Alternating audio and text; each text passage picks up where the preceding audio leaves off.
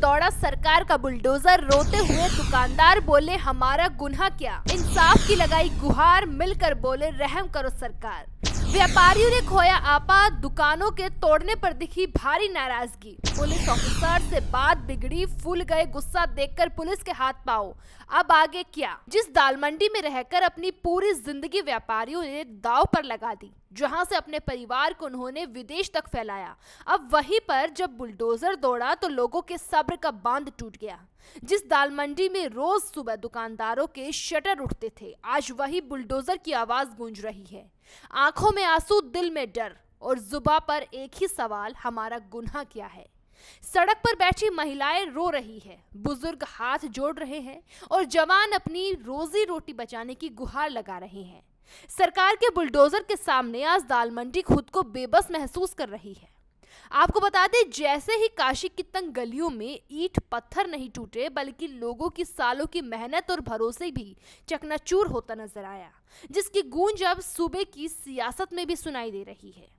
आपको बता दें, ये पूरा मामला दाल मंडी सड़क चौड़ीकरण से जुड़ा हुआ है।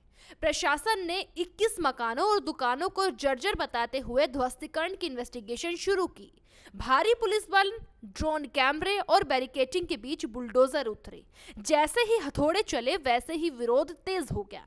दुकानदारों का कहना है कि उन्हें न तो पूरा वक्त दिया गया और न ही मुआवजे की कोई साफ बात की गई है।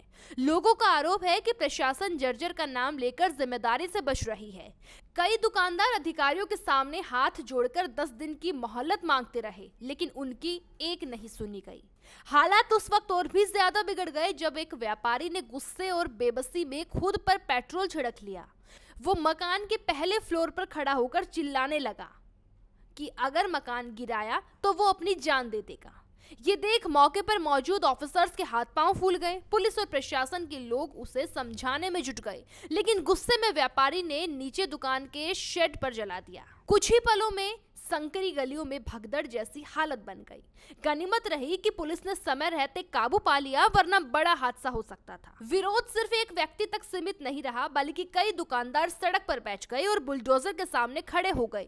रोते बिलखते लोगों ने ऑफिसर से पूछा, क्या सड़क चौड़ी करने के लिए हमें बर्बाद कर दोगे?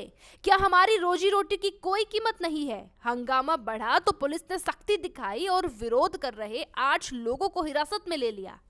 आपको बता दें कि आरोप है कि कुछ लोगों के साथ मारपीट भी हुई है। करीब 500 पुलिसकर्मी पूरे इलाके में तैनात कर दिए गए और चारों तरफ से रास्ते बंद कर दिए गए ताकि कोई अंदर बाहर आ ना जा सके। प्रशासन का कहना है कि जिन मकानों को गिराया जा रहा है वो 100 साल से ज्यादा पुरानी है और बेहद जर्जर है। नगर निगम के मुताबिक अब तक 187 भवन चिन्हित किए गए, जिनमें से 29 पहले ही तोड़े जा चुके हैं और आज 21 पर इन्वेस्टिगेशन हुई।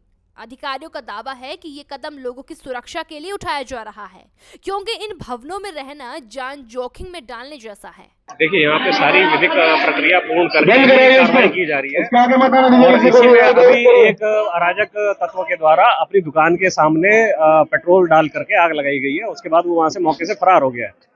इसमें कई मीडिया चैनलों पे ये चलाया जा रहा है कि आत्मदाह का प्रयास किया है। ये ऐसा कोई आत्मदाह का प्रयास नहीं है, इसने अराजकता फैलाने वाला प्रयास किया है और वहां से अभी ये फरार हो गया। अभी इसकी तलाश की जा रही है, उसके बाद आगे कार्रवाई की जाएगी। तो वहीं दूसरी तरफ मकान मालिकों का कहना है कि नियमों के मुताबिक 15 दिन का समय दिया जाना चाहिए था, जबकि उन्हें सिर्फ 3 दिन का वक्त मिला। जवाब देने की बात कही गई थी, लेकिन जवाब देने के बाद भी तोड़फोड़ शुरू कर दी गई। दाल मंडी का ये मामला अब सिर्फ सड़क चौड़ीकरण तक सीमित नहीं रहा है, बल्कि इंसाफ और भरोसे की लड़ाई बन गया है। सवाल ये है कि क्या सरकार मुआवजे और पुनर्वास पर कोई बड़ा फैसला लेगी या फिर बुलडोजर की ये कहानी यहीं खत्म हो जाएगी?